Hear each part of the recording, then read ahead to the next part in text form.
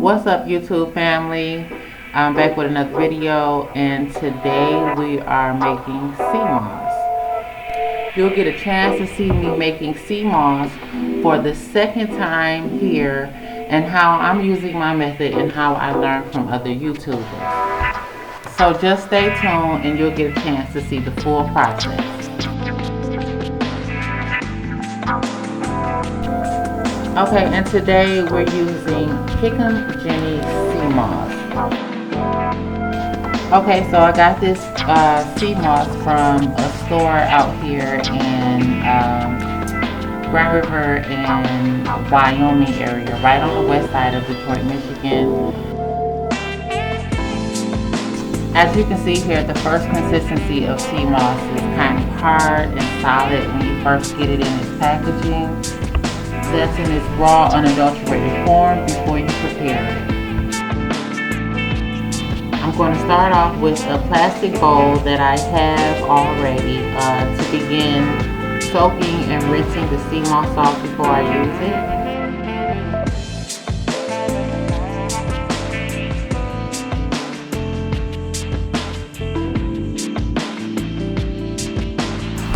And I don't know whether you can see it on camera or not, but the sea moss originally has a lot of grit, sand, and salt in it before you use it.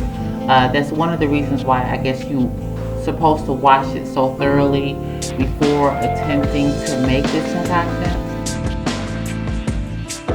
So to begin, I'm going to fill up the bowl halfway with tap water to make sure I begin the soaking process before I rinse.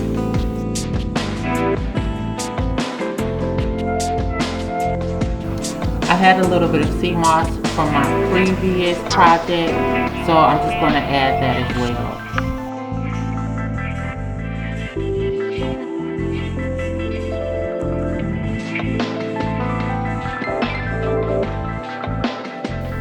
Basically, I'm going to begin by swishing this around in the bowl to make sure that I begin to rinse the grit and sand before it begins to swell.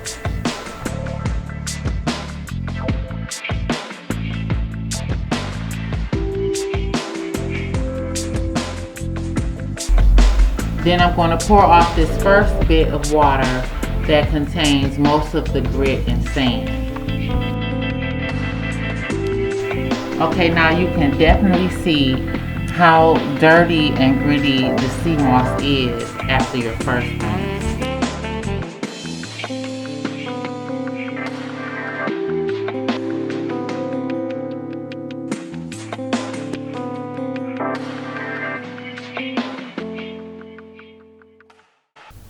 And here goes my second rinse.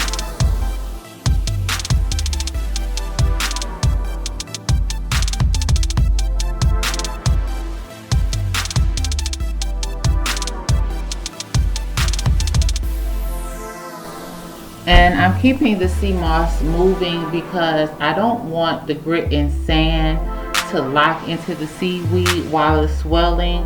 That's why I'm continuing to keep it in a moving motion to make sure the grit and sand is fully removed from the product.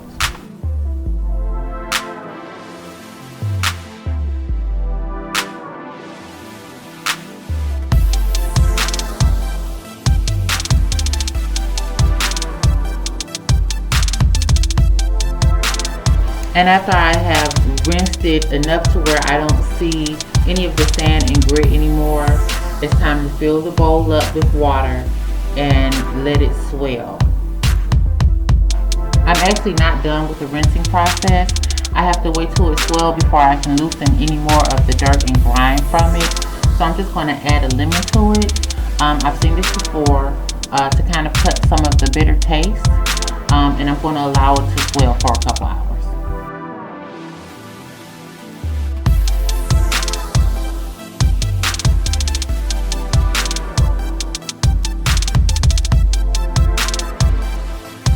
Okay, so it's been about 2 to 3 hours, and I know the instructions say to let it swell for 24 hours, but some YouTubers find it to be better to not let it sit so long in the water because it takes away some of the properties.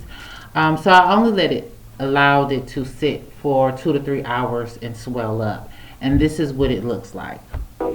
And you can just see me here pulling some of the seaweed from the sea moss now that it is loosened up a little bit.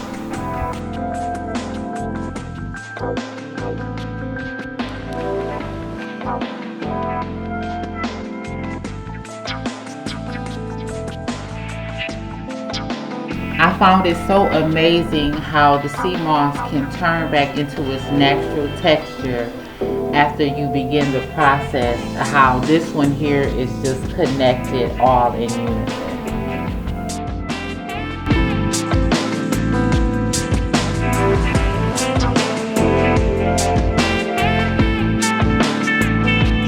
There's still a bit of grit and grime here, so I'm just going to try to get all of that out.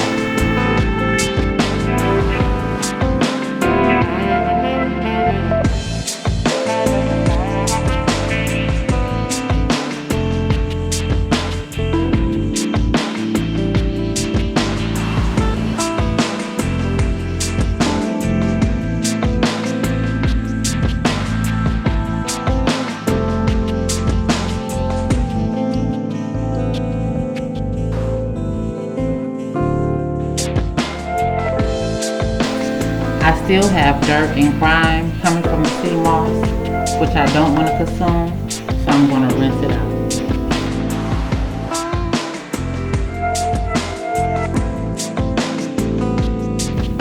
Once I'm at the point to where I no longer see dirt and grime coming from the sea moss, I'm going to remove the lemon and put it in the pot for boiling.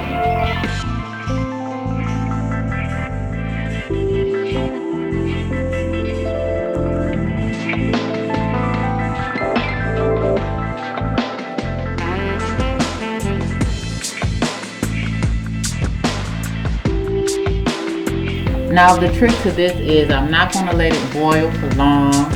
I've seen other YouTubers only boil it for 10 to 15 minutes to make sure that it softens.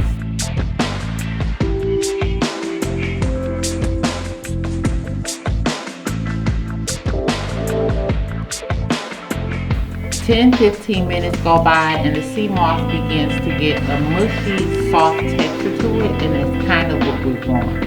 Not too soft, but just enough to blend.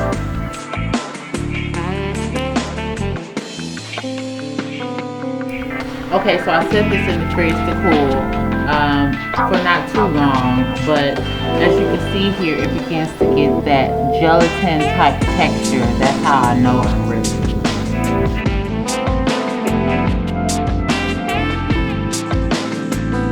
Now last time I did this, I didn't let it cool so much and it was easier for it to blend, but basically it's still the process. I'm going to set it into the blender and I'm going to allow it to blend.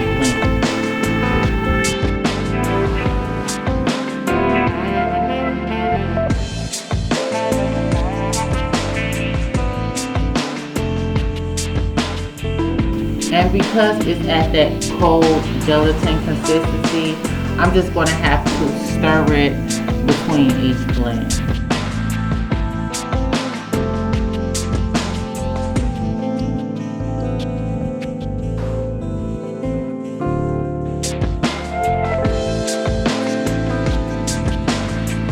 And now that I'm done blending the sea moss, I'm just going to store it in a glass container for daily use.